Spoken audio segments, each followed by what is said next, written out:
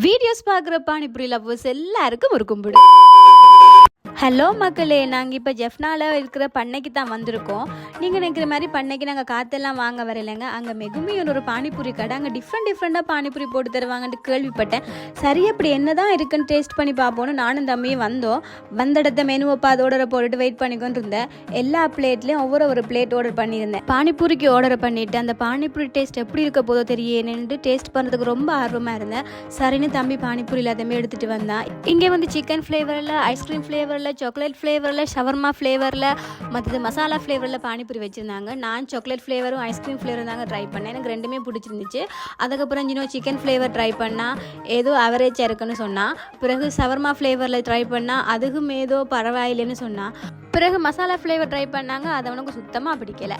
சரி, வந்த வேலை தான் முடிஞ்சுதேன்னு சொல்லிட்டு கொஞ்சம் சின்ன பிள்ளை விளையாடுறதை பார்த்துட்டு அப்படியே நான் தம்பி சேஃபாக வீட்டுக்கு வந்துட்டோம்.